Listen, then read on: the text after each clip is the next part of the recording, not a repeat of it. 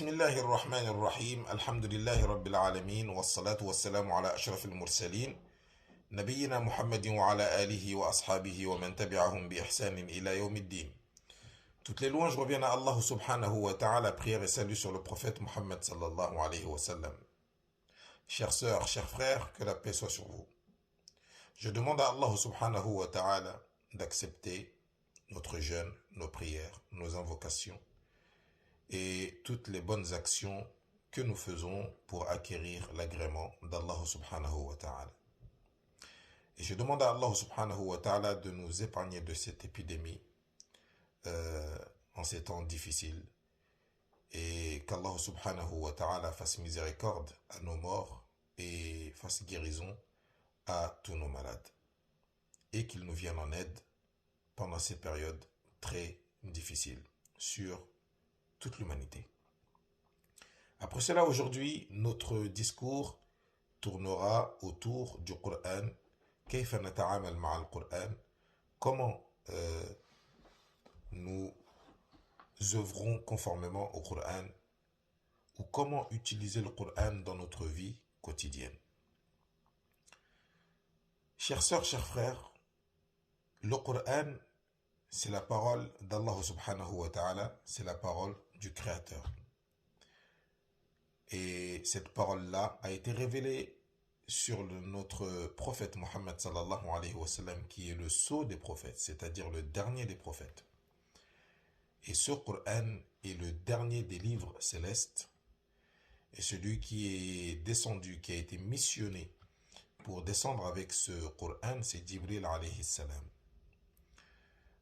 Ce Coran a été révélé pendant le mois de Ramadan, pendant ce mois béni. Et il a été révélé plus précisément la nuit du destin, c'est-à-dire Laylatul Qadr, la nuit que nous cherchons tous à ne pas rater. Le Coran, c'est la doctrine des musulmans. C'est la doctrine des musulmans. Et c'est un guide pour les gens, c'est une lumière pour les gens. Celui qui veut s'illuminer, il s'illumine avec le Coran.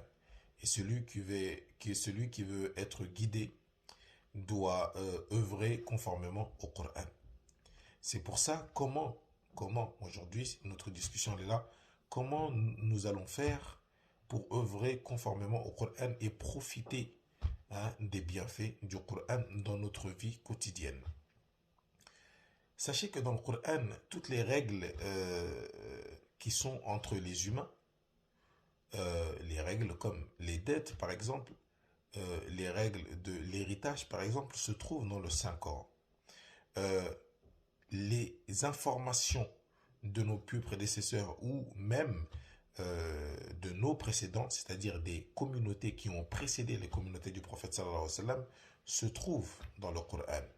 Nous avons les informations qui vont venir après nous. Nous avons le passé, le présent et le futur dans le Coran. Le passé comme l'histoire de notre père Adam et le passé comme l'histoire de Satan, comment Satan a fait sortir notre père du paradis. Nous avons l'histoire de Noé, le déluge, comment s'est passé le déluge, comment le peuple de Noé a été noyé dans le déluge, qu'est-ce qu'ils ont fait, pourquoi ils ont mérité cela. Nous avons ces informations-là. Nous avons les informations du présent, c'est-à-dire notre vie quotidienne, comment nous devons vivre. Tout ça, on le trouve dans le Coran. Nous avons les informations qui vont venir après.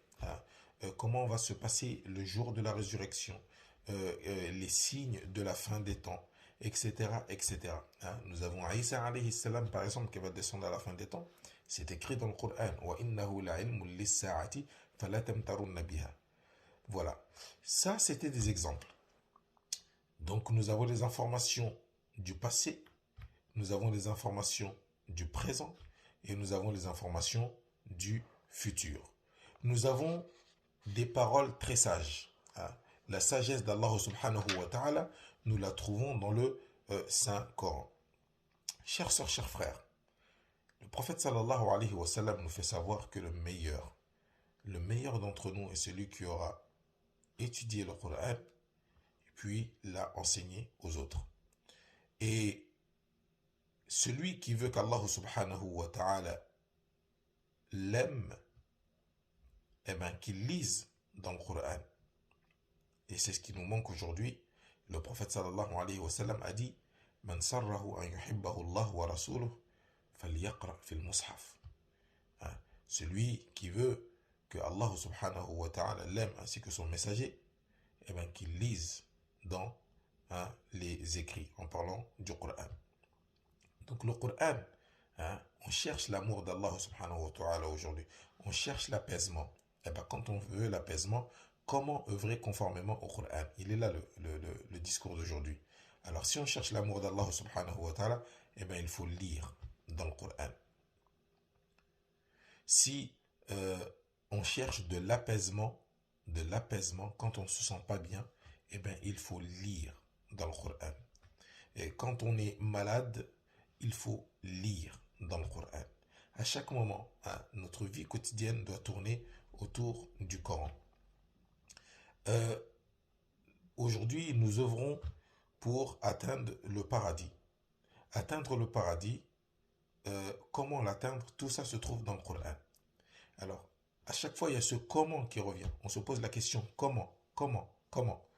Eh bien, la réponse se trouve toujours dans le Coran. C'est pour ça qu'il est très important à chaque musulman aujourd'hui, quand il se pose la question comment je peux faire ça, comment atteindre le paradis, comment augmenter ma foi, quel métier, même les métiers, quel métier serait meilleur pour mon fils, qu'il lise dans le Coran. Vous allez voir. Allah subhanahu wa ta'ala n'a pas donné n'importe quel métier aux prophètes. Même les prophètes qui sont dans le Coran, nous allons le voir tout à l'heure avec quelques exemples, vous allez voir que les métiers aussi se trouvent dans le Coran. Alors, choisir un bon métier pour ses enfants, pour soi-même, avoir des gros projets, des grands projets, vous pouvez observer dans le Coran et Allah subhanahu wa ta'ala vous montrera, insha'Allah ta'ala, les secrets de ce livre céleste.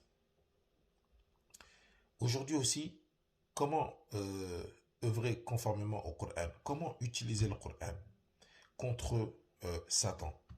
Je tiens à souligner cette partie-là parce que nous avons un problème grave dans notre société aujourd'hui. Quel est ce problème-là? Shaitan, en parlant de Satan, le lapider, le rejeter de la miséricorde d'Allah subhanahu wa ta'ala, lui et toute son équipe, on le sent et on le voit qu'ils sont rentrés dans les demeures des musulmans aujourd'hui afin de détruire les noyaux de la famille, de détruire ces liens de sang, car il y a des problèmes énormes dans la société d'aujourd'hui. Nous avons aussi beaucoup de musulmans possédés pour X ou Y raison.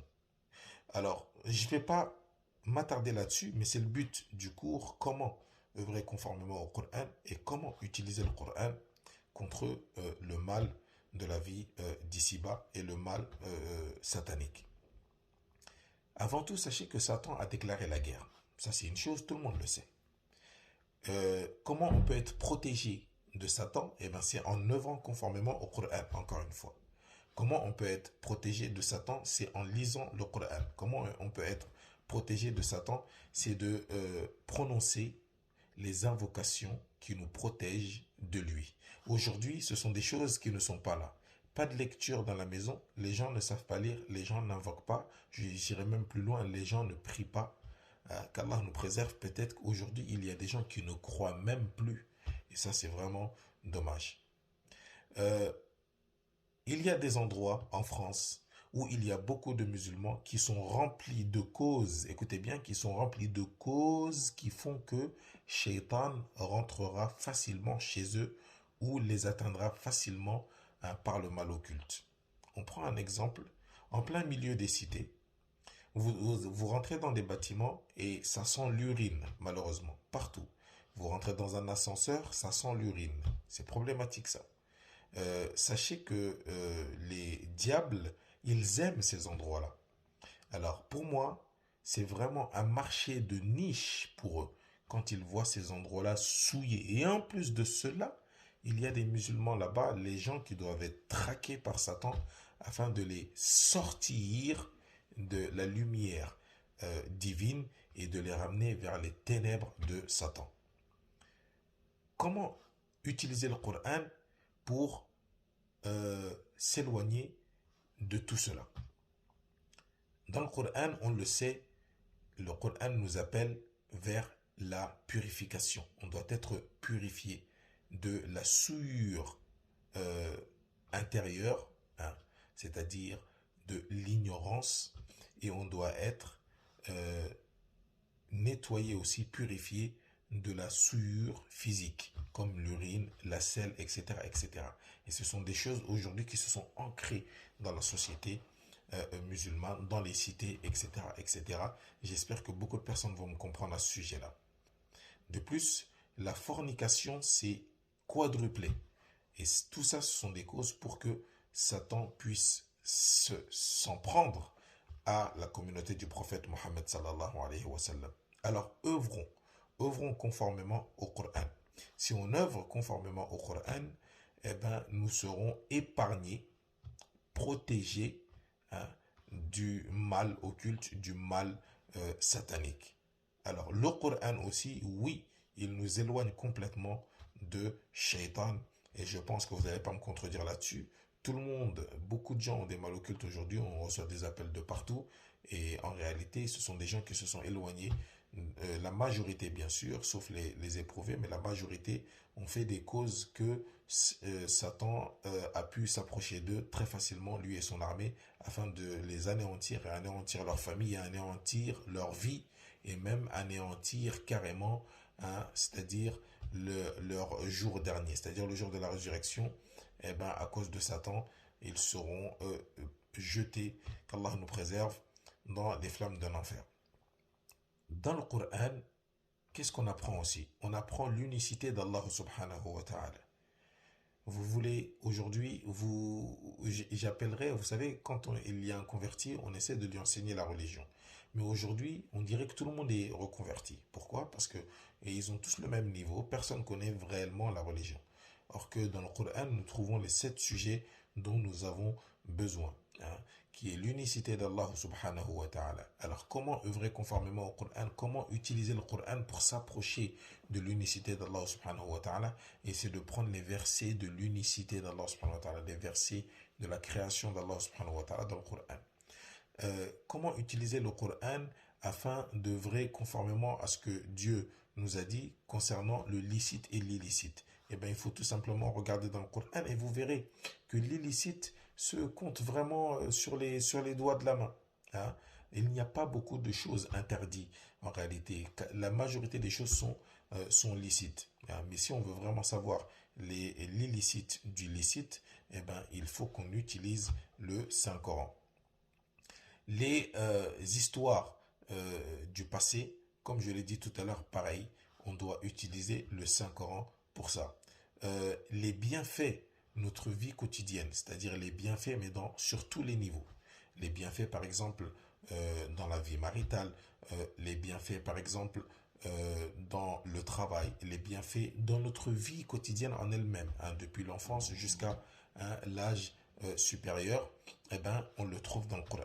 Il y a un verset dans le Coran qui m'a vraiment marqué, et ce verset-là, réellement, prouve que le croyant est censé vivre une belle vie. Il peut être éprouvé, parce que Allah nous l'a dit, mais à la base, le croyant vit une belle vie. Il peut vivre très riche, comme il peut vivre aisé, c'est-à-dire aisément. Et le Coran nous le prouve. Le prophète Allah subhanahu wa ta'ala nous cite dans le Coran: Man amila salihan min dhakarin aw untha wa huwa mu'min falanuhyiyannahu hayatan tayyibah. Celui qui fait des bonnes actions tout en étant croyant, et il dit bien parmi les hommes comme les femmes, tout en étant croyant, nous allons lui faire vivre une très belle vie, hayatan tayyiba, une bonne vie, une belle vie. Et le jour de la résurrection, ils seront récompensés. Déjà, ils vivent une belle vie, mais le jour de la résurrection, ils seront récompensés des bonnes œuvres qu'ils ont fait dans la vie d'ici-bas. Alors, est-ce que nous sommes faits pour vivre une vie de débauché? Non. Alors, pourquoi les musulmans aujourd'hui, beaucoup de musulmans vivent une vie de débauché? Tout simplement parce qu'ils sont éloignés dans le Coran. Alors, comment œuvrer, comment utiliser le Coran? C'est une question que chacun doit se poser. Et pour cela, pour avoir la réponse du comment, eh bien, il faut lire le Coran. Il faut s'approcher des gens du Coran. Il faut s'approcher des gens qui traduisent le Coran, qui interprètent le Coran afin d'avoir c'est-à-dire les leçons conformément, les leçons divines conformément au Saint-Coran. Et tout cela, on le trouve chez qui? Eh ben, on le trouve chez les savants. C'est pour ça, je conseille à chacun de se rapprocher,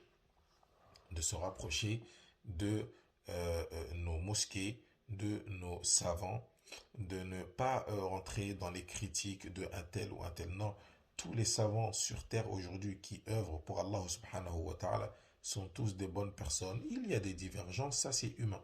Même, regardez, les 5 doigts de la main ne sont pas pareils. Mais la problématique aujourd'hui, c'est que les gens ne savent même pas se diriger tellement il y a c'est-à-dire une divergence vraiment sur tous les niveaux. Pour finir, il y a Jama'at al-Khair, euh, comment utiliser le Coran quand il y a une problématique chez les musulmans. Quand il y a une problématique, on regarde dans le Coran et on va chercher la formule. Quelle est la bonne formule pour la réussite des musulmans? C'est là où on la trouve. Et parfois, il y a ce qu'on appelle mafhum al-mukhalafa, comprendre le contraire que Dieu a dit dans le Coran. Allah nous dit dans le Coran, wa'tasimu bihablillahi jami'an wa la tafarraqu. Accrochez-vous tous au fil d'Allah. Et le fil ou la corde d'Allah ici, elle a été traduite par le Saint-Coran. Yani, accrochez-vous tous au Saint-Coran. Hein? Wa la tafarraqu. Et ne vous divisez pas. Cela veut dire que si on se divise, il y aura un problème. Alors, les musulmans sont-ils divisés aujourd'hui? Oui. Alors, comment retrouver le bonheur? Eh bien, il faut revenir vers le Coran et il faut être unis. Tout simplement. Vous avez vu, Allah a dit ne vous divisez pas. Donc, forcément, si on se divise, il y aura des dégâts. Voilà dans quoi on vit aujourd'hui. Et beaucoup de versets comme ça dans le Saint-Coran. Euh, pour finir rapidement, je vous avais parlé rapidement des métiers, par exemple. Quand vous voulez utiliser le Coran, pareil. Nous avons Nuh alayhi salam. Quand on regarde, on monte un peu plus haut déjà.